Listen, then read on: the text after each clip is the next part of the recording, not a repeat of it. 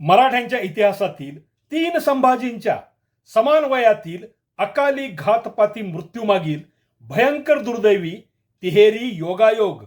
हे 3ही संभाजी खुद्द शिवरायांच्या घरातील अगदी जवळच्या नात्यातील कुटुंबातील होते.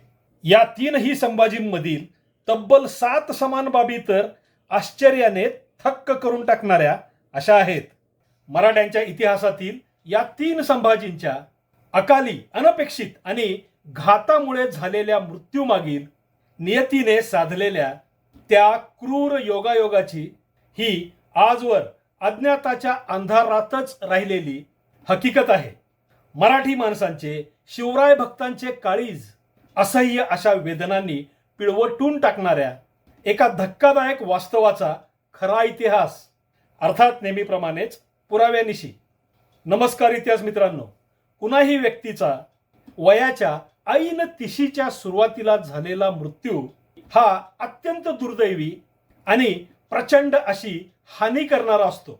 कारण या वयात माणूस स्थिर होऊन त्याची कर्तबगारी वेगाने शिखराकडे निघालेली असते. त्याचे लग्नही झालेले असते, पण मुले मात्र अजून लहानच असतात. अशा वेळी झालेल्या मृत्यूने त्या व्यक्तीच्या कर्तबगारीचे संपूर्ण भविष्य नष्ट होते. त्याचे कुटुंब कशानेच भरपाई होणार नाही अशा प्रचंड नुकसानीच्या आणि भयंकर दुःखाच्या गर्तेत ढकलले जाते. असाच प्रकार मराठ्यांच्या इतिहासातील संभाजी या एकाच नावाच्या काका, पुतण्या आणि चुलत भावाच्या बाबतीत घडतो. तेव्हा नियतीच्या त्या क्रूर कृत्यामागील योगायोगामुळे संभाजी या नावालाच अकाली घात मृत्यूचा शाप आहे का, हा विचार आपोआपच आपल्या मनात येतो. त्यातच संभाजी हेच नाव ठेवण्यामागील समान कारण सुद्धा यातून जेव्हा आपल्याला कळते तेव्हा तर आपल्याला जास्तच मोठा धक्का बसतो.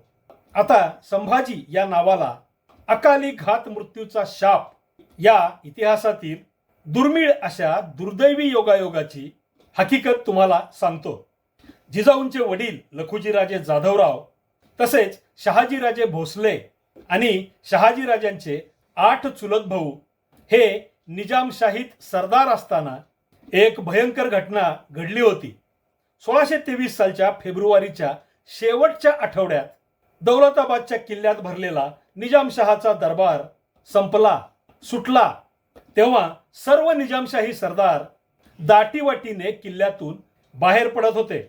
त्यावेळी खंडागळे नावाच्या सरदाराचा हत्ती अचानक बेफाम होऊन समोर दिसेल त्याला तुडवत सुटला. या हत्तीने जेव्हा जाधवरावांच्या तुकडीवरच हल्ला केला तेव्हा लखुजीरावांचे थोरले पुत्र दत्ताजीराव या हत्तीवर चालून गेले.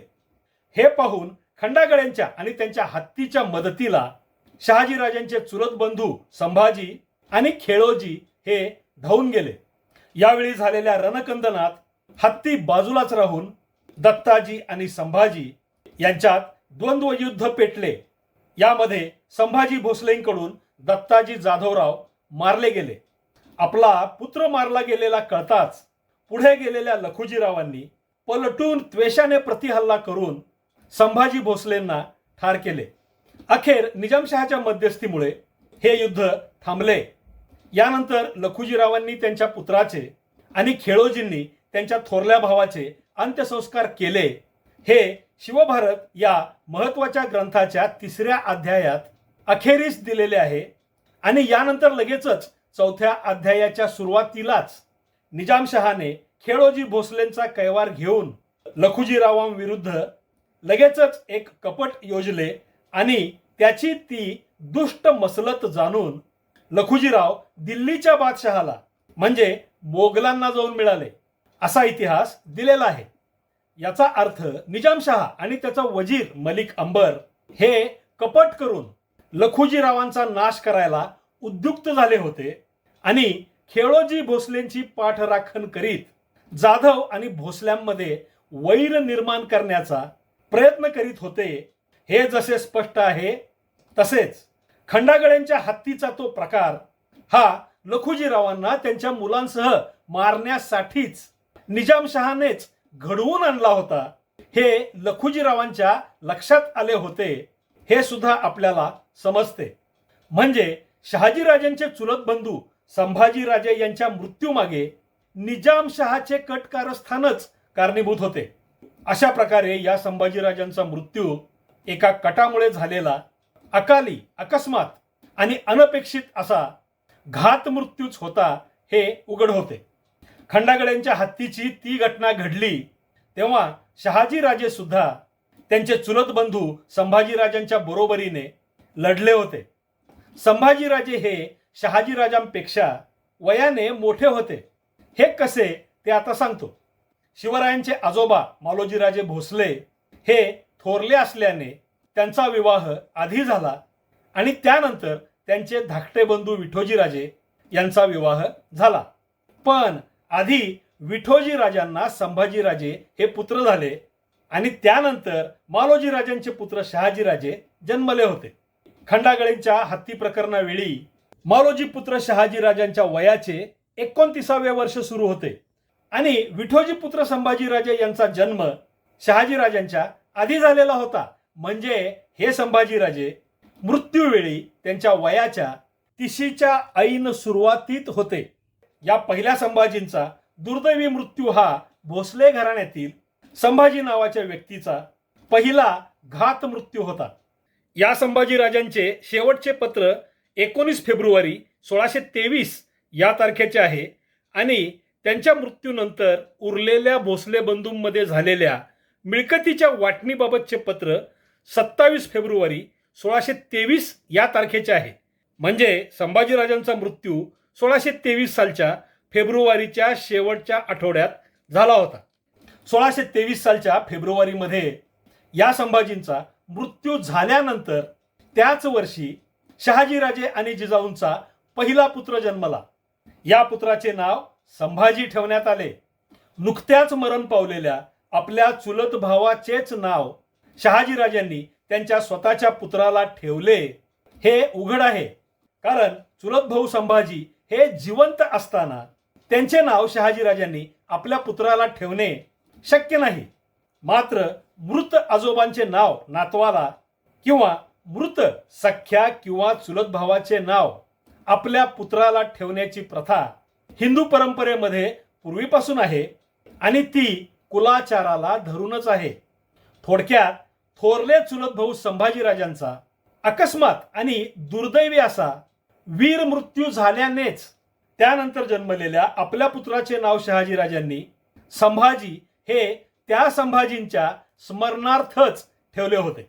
पण या आपल्या पुत्र संभाजींच्या भविष्यात त्यांच्या काकाप्रमाणेच अकाली कट रचून दगलबाजीने घडवून आणलेला मृत्यू असेल याची कल्पना शहाजीराजांना कशी असणार.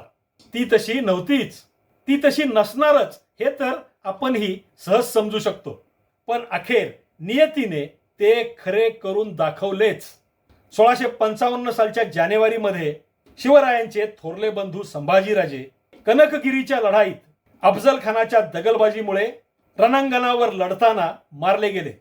तो सर्व प्रसंग नेमका कसा घडला ते तुम्ही या आधीच्या या भागात पाहिलेच असेल. या संभाजीराजांचा जन्म 1623 सालच्या फेब्रुवारी नंतरचा होता आणि मृत्यू 1655 सालच्या जानेवारीमध्ये झाला होता. म्हणजे वयाची 31 वर्षे पूर्ण झाल्यावर 32वे वर्ष चालू असताना शहाजी पुत्र संभाजीराजांचा अकाली दुर्दैवी मृत्यू झाला होता. हाच प्रकार शहाजीराजांचे चुलत बंधू संभाजीराजे यांच्या बाबतीत याआधी घडला होता. या दोन्ही भोसलेंचे नाव सुद्धा समान, मृत्यूवेळी वय सुद्धा जवळपास समान आणि दोन्ही मृत्यू घातपातामुळेच झाले होते. मृत संभाजींचे नाव त्यानंतर जन्मलेल्या संभाजींना ठेवले आणि जणू पहिल्या संभाजींचा अकस्मात घात मृत्यू दुसऱ्या संभाजींच्या नशिबात लिहिला गेला. हा इतिहासातील अत्यंत दुर्दैवी असा योगायोग आहे. पण इतक्यावरच ही संभाजी नावाच्या घात मृत्यूच्या चक्राची फेरी थांबली नाही. तिसऱ्या वेळी हाच प्रकार घडला, तो शिवपुत्र संभाजीराजांच्या बाबतीत. 1689 सालच्या फेब्रुवारीमध्ये छत्रपती शंभूराजे अचानक, अकस्मात, अनपेक्षितपणे मोगलांच्या हाती सापडले. यामागे कुणाचा हात होता हा आपल्या इतिहासातील अजूनही ठाम पुराव्यांनिशी न सुटलेला प्रश्न आहे. पण यामागे घातपात, दगा किंवा कटच होता हे अनेक ऐतिहासिक पुरावे आपल्याला सांगतात. कैद केलेल्या शंभूराजांची 40 दिवस भयंकर हाल करून अखेर 11 मार्च 1689 रोजी औरंगजेबाने क्रूरपणे हत्या केली. शिवछत्रपतींच्या या पहिल्या पुत्राचा जन्म 1657 साली झाला होता. त्याआधी 2 वर्षापूर्वी अफजल खानाच्या कटामुळे मारल्या गेलेल्या आपल्या सख्या थोरल्या बंधूंचेच नाव शिवाजी महाराजांनी त्यांच्या पहिल्या पुत्राला ठेवले होते. ते त्या काळच्या परंपरागत रूढीप्रमाणे आपल्या सख्या थोरल्या भावाची स्मृती म्हणूनच ठेवले होते हे स्पष्ट आहेच. पण काकांचे नाव ठेवलेल्या या पुतण्याच्या भविष्यात सुद्धा काकांप्रमाणेच अकाली घात मृत्यू लिहिला असेल हे शिवरायांना कसे कळणार. पण नियतीने मात्र जणू पूर्वी 2दा घडलेल्या संभाजींच्या घात मृत्यूंची पुनरावृत्ती आणखी एकदा केली, ती या शिवपुत्राच्या बाबतीत. शिवपुत्र संभाजीराजांचा जन्म 14 मे 1657 रोजी झाला होता आणि मृत्यू 11 मार्च 1689 रोजी झाला. म्हणजे मृत्यूवेळी संभाजीराजांच्या वयाची 31 वर्षे पूर्ण होऊन त्यांना 32वे वर्ष सुरू होते. जवळपास अगदी याच वयात पहिले विठोजी पुत्र संभाजीराजे मारले गेले होते. त्यानंतर याच वयात म्हणजे 32व्या वर्षीच दुसरे संभाजीराजे म्हणजे जिजाऊ पुत्र संभाजीराजांचा घात मृत्यू झाला होता. आपल्या इतिहासात सर्वोच्च स्थानी असलेल्या शिवछत्रपतींच्या भोसले घराण्यातील या 3ही संभाजीराजांच्या अशा प्रकारे झालेल्या घातपाती मृत्यूंच्या घटनांमागील योगायोग खरोखरच आपल्याला थक्क करून टाकणार आहे. आता यातील इतर योगायोग बघा. दुसरे संभाजीराजे हे पहिल्या संभाजीराजांचे पुतणे होते आणि तिसरे संभाजीराजे हे दुसऱ्या संभाजीराजांचे पुतणेच होते. हे 3ही संभाजीराजे त्यांच्या आई वडिलांचे पहिलेच पुत्र होते, म्हणजे घरातील थोरले पुत्र होते आणि तिघांचाही मृत्यू घातपातामुळेच झालेला होता. या 3ही संभाजींमधील एकूण 7 समान बाबी म्हणजे तिघांचेही नाव संभाजी, तिघेही भोसलेंच्या एकाच शाखेतील, तिघांचेही शिवरायांशी अगदी जवळचे रक्ताचे नाते, तिघांचेही वय मृत्यूवेळी एक समान, तिघांचाही मृत्यू कटकारस्थानामुळे, तिघेही त्यांच्या घरातील थोरले पुत्र आणि दुसरे पहिल्याचे पुतणे तर तिसरे दुसऱ्याचे पुतणे. यामुळेच काकाचे नाव पुतण्याला ठेवले की काकाप्रमाणेच त्याच वयातला घात मृत्यू सुद्धा सटवाई म्हणा किंवा नियती म्हणा पुढच्या संभाजींच्या कपाळी लिहित असेल का, असाच प्रश्न आपल्याला पडतो. सटवाई, नियती, भविष्य यावर तुमचा माझा विश्वास असो की नसो, पण इतिहासाने मात्र हे असेच घडले होते हे पुराव्यांसह नमूद करून ठेवलेले आहे. छत्रपती संभाजी महाराजांच्या मृत्यूचा प्रसंग आठवून असह्य वेदनेची कळ आपले काळीज आजही पिळवटून टाकते. आणि असाच घात मृत्यू शंभूराजांचे काका आणि चुलत आजोबा यांचा सुद्धा झाला होता. हा इतिहास समजला की आपल्या त्या पिळवटलेल्या काळजाचे जणू तुकडे तुकडे होऊन जातात. नियतीच्या त्या असह्य अशा क्रूर योगायोगांनी आपल्या इतिहासातील 3 महत्वाची पाने अशा प्रकारे रक्तबंबाळ झालेली आहेत. मित्रांनो, संभाजी या नावाला अकाली घात मृत्यूचा शाप होता का, या विषयाचा हा उलगडा आणि यावर तुम्हाला काय वाटते ते कमेंटमध्ये जरूर सांगा. पुन्हा भेटूयाच पुढच्या व्हिडिओत. तोपर्यंत जय शिवराय, जय महाराष्ट्र धर्म.